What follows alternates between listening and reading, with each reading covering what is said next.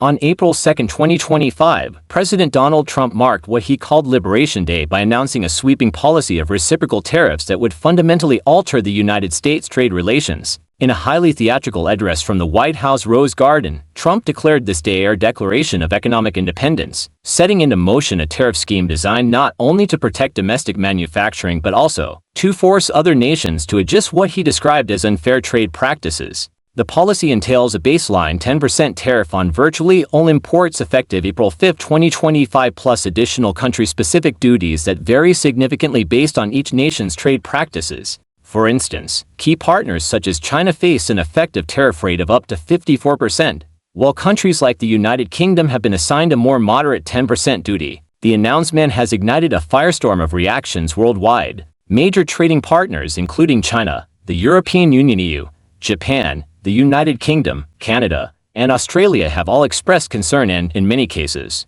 vowed retaliatory measures. In the United States, while some Republicans including Vice President J.D. Vance have defended the tariffs as necessary for long-term economic reform, many economists warn that such protectionist measures risk sparking inflation and triggering a broader trade war reminiscent of the 1930s. This report examines the key elements of Trump's new tariff policy, provides an overview of the immediate and emerging global reactions, and discusses what these developments could portend for the global economy. In doing so, it also offers a critical opinion on the development trend and strategic risks inherent in the current trade dispute. At the heart of President Trump's Liberation Day address was a two-tiered tariff system. The first tier is a universal baseline tariff of 10% on all imports, which is set to take effect on April 5, 2025. In addition, Trump introduced what he described as reciprocal tariffs in roughly 90 countries. These additional tariffs are calculated based on what the administration deems as unfair trade practices and non-tariff barriers. For instance, China, already subject to a 20% tariff from previous actions, will now face an additional 34%, bringing its effective duty to 54% on many goods, while other nations face rates ranging from 10% to as high as 49% in some cases. Trump justified these measures by arguing that other nations have levied higher duties on U.S. exports, and that by imposing a reciprocal system, the U.S. would level the playing field. He further claimed that these tariffs would help revitalize American manufacturing, reduce the U.S. trade deficit, and ultimately enable massive tax cuts and debt reduction. According to Trump's rhetoric, this is not merely a trade policy adjustment but a historic turning point in reasserting U.S. economic sovereignty. The stated rationale for the policy is twofold. First, it is meant to correct perceived trade imbalances that have harmed U.S. industries by penalizing offshoring and protecting domestic jobs. Second, it is intended as a negotiation tool to pressure major trading partners into revising their own trade barriers and tariffs on U.S. products. In essence, the policy is both defensive, protecting U.S. manufacturers from what Trump claims are unfair import duties, and offensive, aiming to compel foreign countries to reduce their own tariffs or face punitive measures. While supporters tout the policy as a bold step towards restoring American economic power, critics argue that such high tariffs risk igniting retaliatory actions that could fragment the global trading system and harm U.S. consumers and businesses alike. Since the full implementation of the policy on Liberation Day, developments have been unfolding rapidly on multiple fronts. Below are the key developments and reactions from major countries and sectors. In the immediate aftermath of the announcement, U.S. stock futures and market indices experienced significant declines. Major U.S. indices, such as the S&P 500, plunged in after-hours trading as investors braced for the potential disruption to global supply chains and the risk of escalating trade tensions. Analysts noted that the new tariffs would likely increase costs for American importers, a burden that would eventually be passed on to consumers, further fueling inflation concerns. On the political front, Vice President J.D. Vance defended the tariffs during a Fox News appearance, arguing that although there might be short-term pain, the policy was necessary to turn the country in a different direction and counter what he described as the globalist pathway of previous administrations. However, the move has also drawn bipartisan criticism in Congress. For example, a resolution aimed at blocking tariffs on Canadian goods passed in the Senate after several Republican senators broke ranks to oppose the policy, signaling deep divisions even within Trump's own party. Financial markets have been volatile. Reports indicated that as the details of the reciprocal tariff structure emerged, investors grew increasingly nervous about the possibility of a full-blown trade war. The baseline tariff, coupled with the steep reciprocal rates, has pushed the U.S. average tariff level to figures not seen in over a century. The resulting uncertainty has contributed to a sell-off in equities and a spike in bond yields, further stoking concerns about inflation and the potential for a recession. China has been one of the hardest-hit countries under the new regime, already burdened with an additional 34% tariff on top of previous measures. Chinese officials have reacted swiftly and forcefully. The Ministry of Commerce released a statement condemning the tariffs, arguing that trade wars have no winners and warning that the U.S. actions would harm not only American interests but also the stability of global supply chains. Chinese leaders have pledged to take resolute countermeasures to safeguard their own interests. While specifics have not been fully disclosed, analysts speculate that Beijing may impose additional tariffs on key U.S. exports such as agricultural products, electronics, and automobiles. Historically, China's responses have included measures such as levying tariffs on U.S. crude oil and agricultural goods. The current stance indicates that China is willing to escalate if necessary, signaling that the new U.S. tariffs could trigger a broader trade confrontation between the world's two largest economies. The European Union has reacted strongly to the U.S. move. EU Chief Ursula von der Leyen described the tariffs as a major blow to the world economy and warned that the bloc was prepared to respond if the U.S. maintained its protectionist course. The EU's response has been coordinated. European leaders have been holding emergency meetings to discuss countermeasures, which may include reciprocal tariffs on U.S. goods and other trade sanctions. Analysts in Brussels have cautioned that the EU's unified response could escalate into a wider global trade war if the U.S. does not show flexibility. At the same time, several European financial institutions have revised their forecasts to account for the higher costs of imports and the negative impact on consumer spending that the tariffs may induce. Japan, which now faces a 24% tariff under the new policy, has expressed its deep concern over the impact of the tariffs on its economy. Japanese Trade Minister Yoshimito described the decision as extremely regrettable and stressed that the Japanese government would continue to press for exemptions from these new measures. Japan is a critical player in the global supply chain for automobiles, electronics, and machinery, and even modest increases in tariffs could have significant downstream effects on prices and production and costs. Japanese industry leaders have been in discussions with government officials to negotiate special treatment or temporary exemptions in order to avoid a sharp decline in exports to the United States. The Japanese government's strategy appears to be two-pronged. On one hand, seeking to negotiate exemptions or tariff reductions, and on the other, preparing domestic industries for the potential cost increases and supply chain adjustments that may be necessary. The United Kingdom has not been spared either. Although the tariffs imposed on British exports are generally lower than those imposed on some Asian countries, the UK faces a 10% tariff on all its goods. British officials, however, have tried to downplay the impact by emphasizing the long-standing nature of UK-US trade relations. British Prime Minister Rishi Sunak has stated that while the tariffs are unwelcome, the UK remains one of the United States' closest allies, and he has called for calm negotiations to resolve the differences. British business leaders and economists are expressing concern that even a 10% duty on exports could reduce competitiveness in the U.S. market, particularly in sectors such as automotive parts, luxury goods, and financial services. Some British manufacturers have already begun to reassess their supply chains and export strategies in light of the new tariff environment. Canada's reaction has been complex and multifaceted. On the one hand, Canada is one of the nations directly targeted by the new U.S. tariff regime, and Canadian exports face a 10% baseline tariff alongside additional reciprocal measures on certain products. Prime Minister Justin Trudeau has characterized the tariffs as unjustified and has vowed to retaliate by imposing countermeasures on U.S. goods.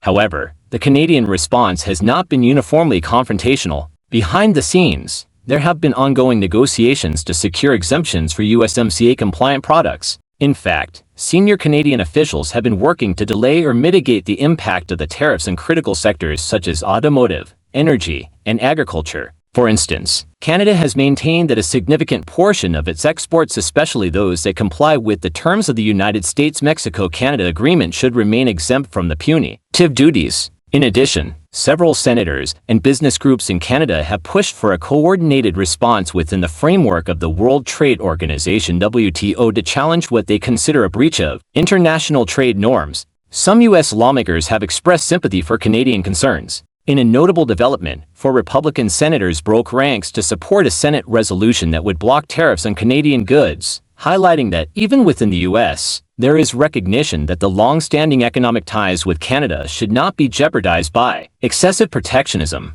Australian leaders have also weighed in on the issue. Prime Minister Anthony Albanese has described the new U.S. tariffs as unfriendly and lacking a rational basis. especially given Australia's history as one of America's close allies. Albanese noted that while Australia is subject to the universal 10% tariff, his government would not follow suit by imposing reciprocal tariffs, as doing so would only lead to further market disruption and higher consumer prices at home. Australian business groups, particularly those in sectors like agriculture and manufacturing, have expressed concerns that any escalation in trade barriers could hurt their export markets. Nonetheless, the overall tone from Canberra has been one of cautious optimism, with the government emphasizing dialogue and multilateral negotiation as the preferred way to resolve trade disputes. Beyond the major economies, several other countries have taken note of the U.S. move. Nations in Southeast Asia, Latin America, and even smaller economies have expressed unease about the precedent set by such a broad application of tariffs.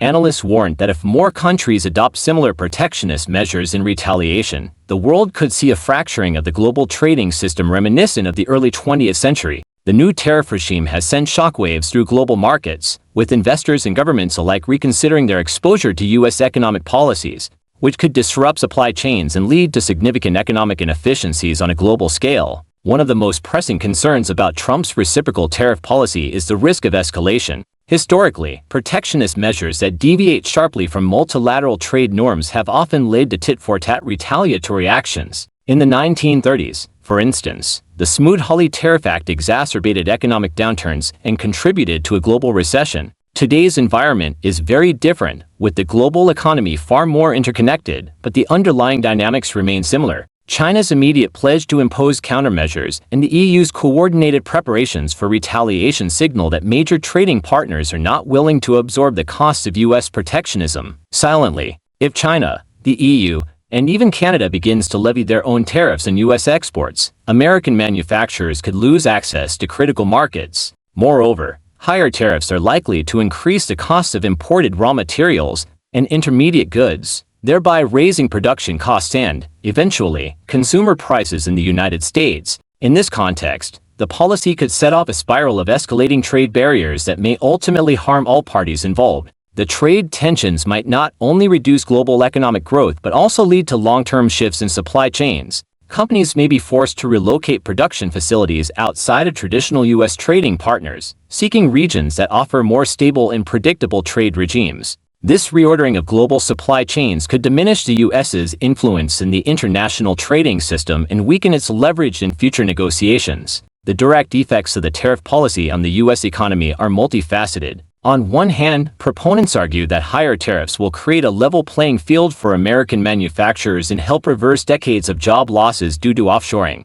They also claim that the revenue generated from tariffs could be used to fund tax cuts and reduce the national debt, thereby stimulating further economic growth. On the other hand, many economists warn that the increased costs associated with tariffs are likely to be passed on to U.S. consumers, leading to higher prices for everyday goods. This, in turn, could dampen consumer spending, a key driver of the U.S. economy, and contribute to inflationary pressures. In addition, sectors that rely on imported inputs, such as the automotive and electronics industries, might face significant cost increases. The ensuing reduction in competitiveness could lead to lower investment and, eventually, slower economic growth. Recent market reactions have already demonstrated these risks. The significant decline in U.S. stock indices following the announcement indicates that investors are wary of the uncertain economic landscape that the tariffs create. If the trade dispute escalates further, it could potentially push the U.S. economy into a recession, a scenario that many experts find deeply concerning. Perhaps one of the most profound long-term implications of the policy is the potential reordering of global trade alliances. By imposing tariffs unilaterally and aggressively, the United States risks alienating its traditional allies and pushing them toward a more multilateral, rules-based trading system. For instance, the coordinated response from the EU and China could accelerate efforts to strengthen international trade agreements that exclude the United States. Already, there are indications that countries such as Canada and members of the EU are actively seeking to bolster their domestic industries and diversify their trade partnerships. Some governments have even suggested that a new global economic order, one less reliant on U.S. economic leadership, may be emerging. If the U.S. continues on its current path, it may find itself increasingly isolated in a world where free trade and economic cooperation are prioritized over unilateral protectionism. This realignment could have significant implications for the future of global governance. International institutions like the World Trade Organization (WTO) may be forced to take a more active role in mediating disputes, and regional trade agreements could gain increased prominence as countries seek stability in a more fragmented global system. In many respects, Trump's tariff strategy echoes protectionist policies from the past. The Smoot-Hawley Tariff Act of 1930, for example, is often cited as a cautionary tale of how aggressive tariff policies can exacerbate economic downturns. Although the global economy today is more complex and interconnected than it was nearly a century ago, the fundamental economic principles remain unchanged. History teaches us that while protectionism might offer short-term relief to certain domestic industries, it often comes at the cost of long-term economic growth and stability. It is important to note, however, that the context is different in 2025. The global supply chain has evolved dramatically, and digital trade plays a critical role in modern commerce. Yet, despite these differences, the risk of retaliation and the potential for a cascading series of trade barriers still loom large. If other nations decide to follow suit, the resultant fragmentation of global trade could lead to inefficiencies and higher costs for consumers and businesses worldwide. In my view, the full implementation of the reciprocal tariff policy on Liberation Day represents a highly risky gamble by the Trump administration. The policy's aggressive approach may indeed force some countries to come back to the negotiating table, but it does so at a very high cost. The risks of triggering a global trade war, igniting inflation, and even stalling economic growth are considerable. Furthermore, the move threatens to undermine long-standing economic relationships that have contributed to decades of prosperity both for the United States and its trading partners. The current trend suggests that the tariff policy is not a one-off measure but rather the opening salvo in a potentially escalating series of retaliatory actions. Major economies like China and the EU have already signaled their readiness to impose countermeasures. This, in turn, could prompt further U.S. adjustments, leading to a volatile cycle of escalation. The international financial markets are already reacting negatively, and if the trend continues, we could see a sustained period of economic uncertainty that would have ripple effects across all sectors. Moreover, the policy appears to be driven more by ideological considerations and political posturing than by sound economic strategy.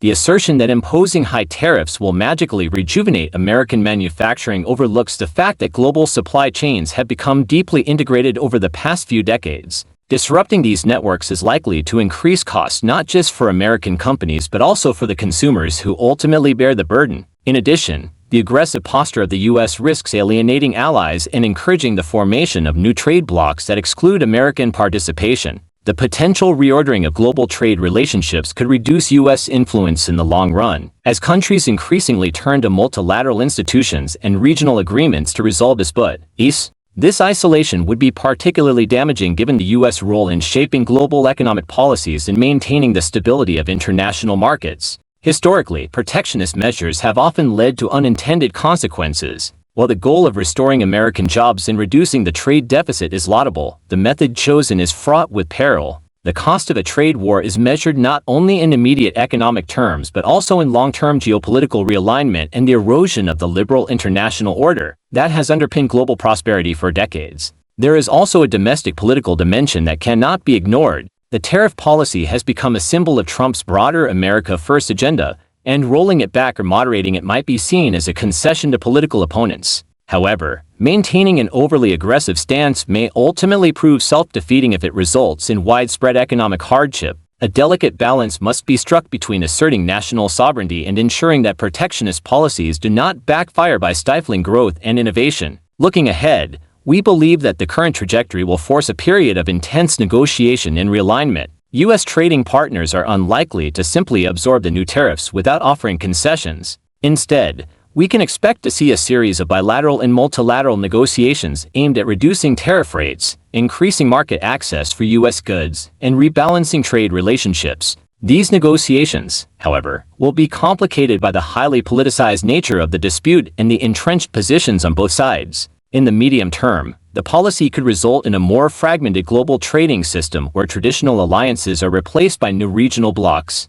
Such fragmentation would likely lead to higher costs for businesses as they adjust to new supply chain dynamics and regulatory environments. Consumers, in turn, could face higher prices for goods ranging from automobiles to everyday household items. Ultimately, while the reciprocal tariff policy may achieve some of its short-term objectives such as putting pressure on trading partners and signaling a strong stance on trade imbalances, the long-term consequences are worrisome. The risk of a spiraling trade war, combined with the potential for inflationary pressures and a weakening of U.S. global influence, suggests that this policy could be more harmful than beneficial. President Trump's full implementation of the reciprocal tariff policy on Liberation Day marks a dramatic shift in U.S. trade policy, one that seeks to leverage protectionism as a tool for economic rebalancing. However, as we discussed above, the policy has already set off a chain reaction of negative responses from major trading partners, triggered significant market volatility, and raised serious concerns about the long-term health of the global trading system.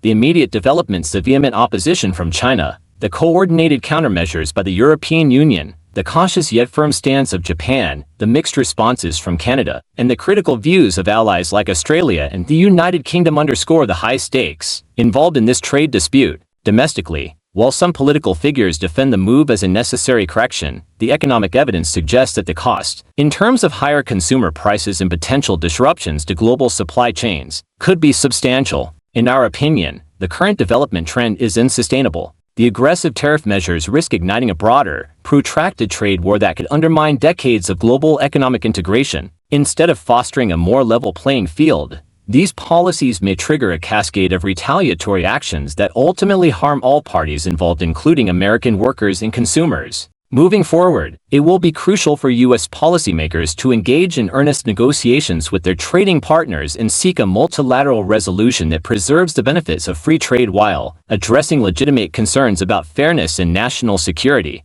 Failure to do so could result in a reordering of global trade alliances and a diminished role for the United States in the international economic system. In sum, while Trump's reciprocal tariff policy was intended as a bold move to reclaim American economic sovereignty, its implementation appears to have sown the seeds of further conflict and uncertainty. The coming months will be critical in determining whether these tariffs serve as a catalyst for productive reform or become the spark for an all-out trade war with far-reaching and potentially disastrous consequences. That's all for today. Thanks for watching. Please subscribe and comment. See you next time.